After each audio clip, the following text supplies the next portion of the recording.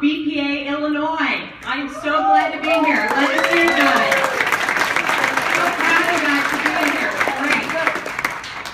I, too, just like the song, am a small town girl, living in a lonely world, not unlike all of you.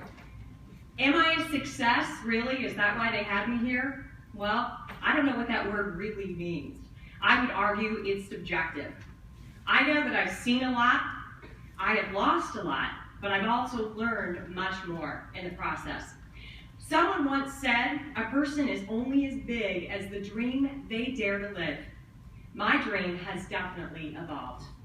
When I was your age, sitting at a conference not unlike this one, my whole life ahead of me, and just beginning to discover my talents, my gifts, and my passions, I thought for sure I would either become a veterinarian or in a totally different direction, become a marketing executive somewhere.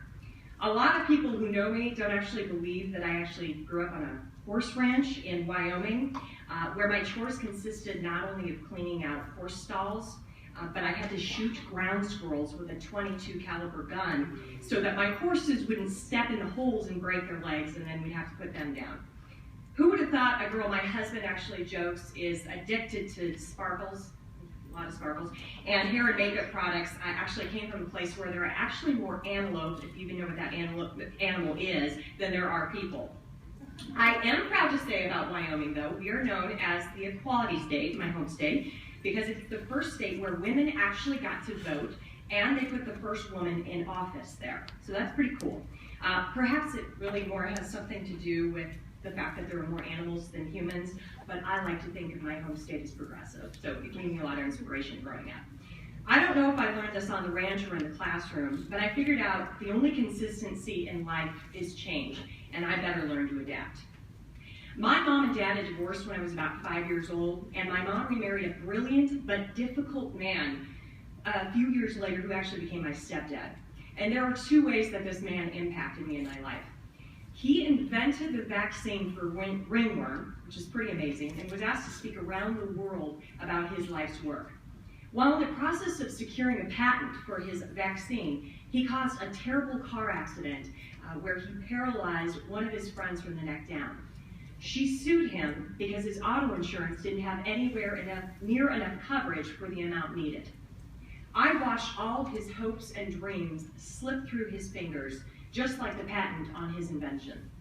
Little did I know that that memory would actually help me help others later in life in my role now.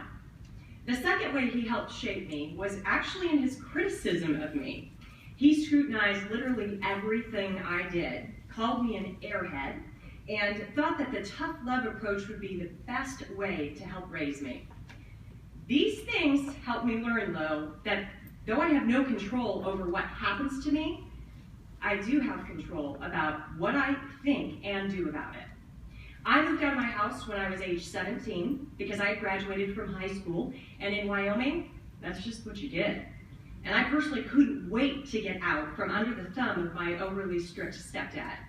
While I had all the potential to be a really good student, I simply didn't take the University of Wyoming very seriously my first semester. What I did take seriously were the fraternity and sorority parties, all the football games and everything that went along with those. In fact, I'm embarrassed to say I only actually passed one class at the University of Wyoming my first semester, beginning acting. Pretty pathetic. Since I obviously didn't know what I really wanted to do yet, I decided to take my second semester off and work the graveyard shift at a local truck stop. Oh, I still remember the taste and smell of those chicken fried steaks covered in country gravy. I knew at some point there was probably a little bit more out in life that I could accomplish, and thankfully someone else saw that potential in me too. That someone was my Uncle Larry, who happened to be a Christian brother, a professor, and the head of campus ministry at St. Mary's University in Winona, Minnesota. I was not only given a chance to attend the school with free tuition, I was actually given my second chance, which I've learned to appreciate very much. It was a new beginning, and I could reinvent myself. I fell in love with a college radio station where I became a disc jockey with one of the most popular shows in school, might I say, Awesome 80s. yet something your teachers might appreciate a little bit more if they were listening to it. Keep in mind, my only prior speaking gig was announcing the blue light specials at the local Kmart. Yet again, something your teachers might remember better than you. I don't even think they do blue light specials anymore, but I was pretty proud of that. I discovered my love for reporting and broadcasting through my college newspaper and my radio station, KSMR. And after one particular presentation in a class I was especially pumped up about, I had a college professor in this Catholic university pull me aside and say, "Who the hell was that up there, Gwen? Where have you been all semester? When you got up in front of people, your IQ went up like 500 points." It was at this point he encouraged me to go into public relations as a new area of study since it encompassed both communications, marketing, and business. I'd already decided that TV news was the industry I wanted to be in if I could just land an internship. I happened to be living in Chicago during the summer of my sophomore year and ended up talking my way into an opportunity at the startup national TV station called Fox News Channel that would be CNN's new competition. It was exciting covering national news stories, and I loved telling people about the world around me while telling stories at the same time. I did well in TV, securing exclusive interviews, winning awards, and being promoted fast to the most sought-after anchor positions. My first on-air gig was at KTTC Channel 10 in Rochester, Minnesota, a place where my blue jeans literally froze solid. It was that cold. So then I transferred to WRAX Channel 13 in Rockford, Illinois, which is so much warmer, let me tell you. That's okay. I got to host the morning show, which was very fun. I ambitiously thought that I could actually impact people with the stories we covered and told. I do remember a pivotal moment in my career there where I responded to the scene of a horrible car accident. An uninsured 17-year-old ran a yellow light, crashing into and killing a mom and her little boy who were just on their way to get some groceries. Police and firemen and women were in tears at the scene, and I had to keep it together for the evening newscast. I remember thinking, if I got one person to think twice about running a yellow light after watching this piece, then I did my job. I also got to meet some amazing people and tell the world about them, and that was pretty cool. However, I worked 70+ hours a week, had to get to work between 1 and 3 in the morning for my morning shows, and the money was very, very tight. During ratings periods, no one could take off time. That even for a funeral, unless it was a sibling, a parent, or a spouse. I got married to a man, meanwhile, back in college, and years later reached one of life's many crossroads with my TV career. I had a major opportunity to go to Miami, Florida, and host a weekend show, which would have been a huge career move for me. But it was a 5-year commitment, and I began to realize I was sacrificing my personal life for my career. And as intriguing as it was to see where it would take me, I knew, nobody ever said on their deathbed, I should have spent more time at work. So I decided to walk away. I wanted to do something with meaning, and I had discovered I might actually have a knack for sales, as long as I believed that I was actually helping someone in the process. I went to work for a private label wholesale cosmetic company called Color Lab Cosmetics, where I quickly became the top salesperson in the company. My customers included other cosmetic companies, dermatologists, plastic surgeons, and makeup artists, including, by the way, J-Lo's makeup artist, which was pretty cool. The other salespeople at the company didn't seem to like me very much, constantly picking apart my techniques and trying to get me in hot water with my bosses. I didn't let it get to me at all, and used that negativity, in fact, to actually fuel my fire to sell more and be better. I tripled the company's sales records and then gave my notice and decided to go into advertising sales. I had high hopes and expectations at R.H. Donnelly, where I sold yellow pages to business owners. To get the highly acclaimed sales gig, I actually had to recite a 21-page script verbatim on my first day of the job or be sent home without a job. I remembered my stepdad's criticisms, and that helped fuel my resolve. I not only got the job, but I became the #1 salesperson in the Midwest and #3 in the country. Again, I wasn't real popular with my colleagues, who said I was annoyingly positive, and they chastised the way I did my job. Keep in mind, my goal was never to be the most popular person in the room. Instead, it was to be the best at the opportunity given to me. I held my head high and focused on the people who mattered, mainly my family and my customers, and did as the Taylor Swift song says, shake it off. Money was good. We decided to take some of this six-figure income I was bringing home and use it to invest in real estate. We purchased 13 rental units, and because I was inspired by all these amazing entrepreneurs I got to work with every day in my advertising job, I chose to start my own business. I had read numerous books, business books, from Sam Walton's Made in America, about how he started Walmart and all the naysayers and failures he faced before launching what is now the largest, most successful retailer in the world. And Ray Kroc's McDonald's, where I learned of a shake machine salesman who dreamed big about systems and simplicity and started the world's most successful franchise company. I loved the concept of pipeline income, where you could make money while you sleep. As long as you put the work in up front, a proper system would ensure a stream of income. I found that with insurance and what I researched to be the most successful and largest in the business, StateFarm. After researching the community of Belvidere, Illinois, and finding a lot of growth there, as well as an untapped market with the Spanish-speaking people, I put together a business plan to present to StateFarm. I went through several panel interviews and a rigorous background check before they would even approve me to start studying to pass all the state exams that are required to sell insurance and financial services.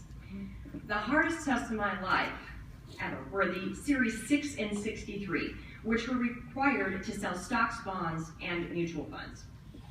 I opened my doors after successfully passing those exams shortly after my daughter Sabrina turned 1. Many critics said opening a business made me a lesser mom, and that I was putting my career before my family. I wondered how many men heard that when they started or went into business, but I realized I was in the minority, being one of 3 women out of about 40 agent owners in our territory. I wanted to teach my daughter that if you have a dream and a talent, as well as a passion to help people, you should pursue it. It was very difficult, however, to work the long hours and be available whenever customers needed, which is just part of the insurance industry. Disaster doesn't always happen during regular office hours. I was able to bring my daughter along, however, so she could see what her mom was doing and how I got to help families rebuild after a fire or be there for them with a life insurance check after the death of a loved one, and comfort them with the knowledge that that person cared enough about them to purchase life insurance and prevent a financial burden on top of the emotional one. My marriage, meanwhile, fell apart, and the economy took a major hit, especially the housing market. I had gone from a 6-figure income in advertising sales to borrowing money to meet payroll and office expenses. The divorce became bitter, and my ex discovered that if he filed bankruptcy, not only would he be able to walk away from what became an enormous burden with all those rental properties we purchased, but it could force me to have to file bankruptcy, which would cost me my securities license. You know, the one I had to take that awful Series 6 and 63 for. And because I didn't have a permanent contract yet with State Farm, he was hoping that meant State Farm would let me go. Meanwhile, I didn't feel like some of my colleagues, nor many in the community, took me very seriously, seeing me as this dingy, sparkly blonde who couldn't possibly know what she was talking about. I don't know how many times I was asked which male agent I worked for, because apparently it was unbelievable that someone like me could actually own a State Farm agency. My family and friends all told me it was time to walk away. This business venture had become a very expensive hobby, and it was time I went back to being an employee and actually making some money. I almost listened to them. I remember one day sitting in my office and honestly just feeling really sorry for myself and getting a little emotional. I'd lost my house, my life savings, and the banks would no longer work with me to try and keep the rental properties. And there was about $900,000 worth of real estate debt at that point. I got a phone call then, and both of my 2 employees were with people, so I gathered myself and took the phone call. It was a woman who was making a payment, and frankly, she hadn't been all that nice to me from what I recall with earlier interactions. but I was gracious, and I thanked her for her business, and her words changed everything for me. She said to me, "I just wanted to say, Gwen, I've had insurance for about 40 years and dealt with brokers and agents, but never have I met someone as caring and sincere as you. I feel like I'm exactly where I should be, and I'm so reassured that you're my agent. I don't know how you do it. I see you out there in the community with your little girl, and you're working tirelessly, and I'm so grateful for it. And I really think you're giving her a great example. So I just wanted to say thank you." I totally lost it. You just don't get phone calls like that, especially with everything falling apart for me right then. I decided then and there that I didn't come this far to give up now. Frank Sinatra said, "The best revenge is massive success." I resolved with my team, who I called my angels because they dug in and gave it all they had, that if we were going down kicking and screaming and clawing. We thoroughly believed in our product and that we offered the best in the industry, which made it seem like we were educating rather than selling. I also had faith that I was here for a reason, so we poured our hearts into everything we did, and everything I received from the company I shared with my team. We were in this together, and I wanted them to feel the glory and the pain of what it takes to build a business with all the obstacles that come along. I was out of money, and my family and friends were still urging me to walk away. But I felt in my heart of hearts, this is where I was supposed to be, and that life is not supposed to be easy. This became my metaphorical Mount Everest. Getting to the top was the hardest, most grueling thing I'd ever faced, while personal storms brewed all around me. I lost my home, and I was in the midst of an ugly custody dispute over my daughter, and I could have felt really hopeless. But I refused to give up. My team and I pushed harder, and we won nearly every contest State Farm put in front of us. When I was finally completely out of money, and the lenders for my rental stopped talking to me altogether, I knew I had to file bankruptcy myself, which meant I could lose my securities license and my business at State Farm. I reapproached the company, and I asked them what they were going to do since this had become my reality. They said they were proud of me, and they were going to make an exception, give me a second chance. Sorry, I still get emotional about it. It was amazing. We appreciated this so much. We poured ourselves more into our daily interactions with the customers we were lucky enough to serve. I, as I have done since my high school days, intentionally filled my head, heart, and soul with good, positive information on a regular basis, reading books, listening to CDs, and taking classes from the dreamers, the doers, and the believers. I also chose to surround myself with positive, supportive people. We turned up our efforts even more and ended up finishing in the top 1% of all State Farm agencies nationwide, winning something called Chairman's Circle. This takes points, a big portion of which often come from mutual funds. But as you might recall, I lost that license to sell those mutual funds, but we won it without it. I am told this honor has only been earned 4 times in the history of my region, and we have now won it 2 out of 4 times. Isn't that cool? Yeah.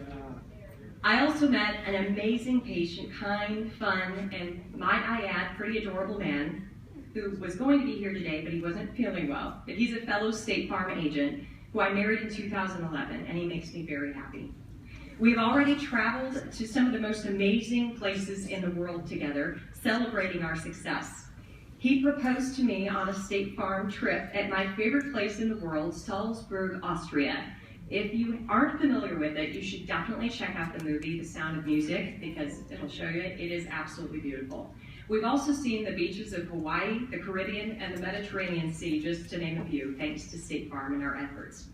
It's pretty crazy for me to think, while sitting on a beach in paradise, that I didn't settle for serving chicken fried steak at a truck stop in Laramie, Wyoming. As for my family, who had told me in the midst of my storm to walk away and find a different job, they helped me buy my first commercial building, where I relocated about 1.5 years ago. They told me they were proud of me for my passion, belief, and perseverance, and that I was finally starting to see the fruits of my labor. I am also honored to say that I was selected for 2 national StateFarm radio commercials that are airing right now through 2016 called Action Figures, about this kind of nerdy guy who's very, very concerned about his action figure collection and making sure that they're properly protected with renter's insurance. I've also been to 5 national TV casting calls, including one with the man who made our discount double check famous, Mr. Aaron Rodgers, which my husband, a major Packer backer, was very excited about. Sorry for people who don't like the Packers. Who knew my nationwide broadcasting debut would actually come through State Farm? It's really funny how life works. I'm blessed to work with an amazing team who sincerely loves helping people and get some wins in the process. They continue to inspire me every day, and I aspire to be worthy of leading them. Our motto is, work hard, but play harder.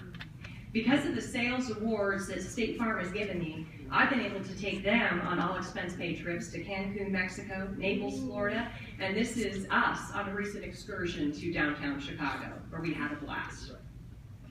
I'm also amazed by the people who touch my life and we get to help, and we feel responsible for them and love getting to protect them, their families, and everything they've worked for. The man in this photo, another Packer fan, sorry, he came in to finally purchase life insurance after several years of me pestering him. Thank God he did, because literally a week later he had a heart attack on the way to the Packer game he had tickets for in this photo. Thank goodness we didn't lose him, but he likely wouldn't have qualified for any life insurance had he waited.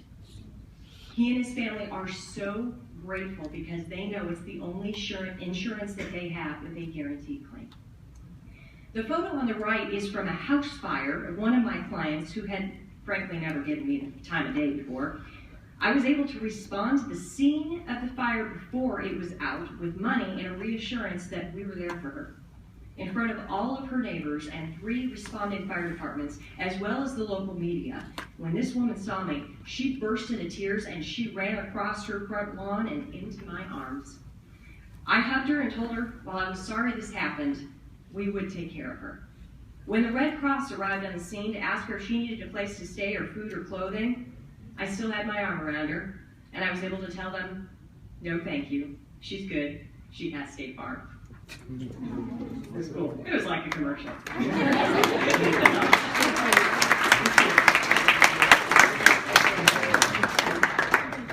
I feel so lucky to do what I do, and for all of the trials in my life, believe it or not, they got me here today.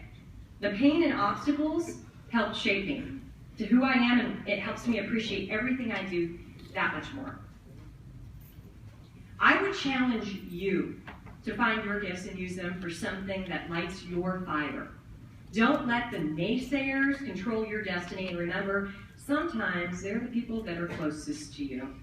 Keep in mind, if you're getting criticized by the majority, it might be a sign that you're actually doing what you should be doing, but what most people won't. Going with the flow may just be the easy way out. You are in control, and if you believe you are capable and you love something, there will be a way. Life in turmoil will undoubtedly happen. Be intentional about arming yourself emotionally and mentally as if you were going into battle. Would you show up on an actual battlefield without a suit of armor? Not like, that's right, no, not likely. So if you prepare yourself with knowledge, perseverance, and faith in what you do, no matter what, there will be no stopping you. I am a testament to that.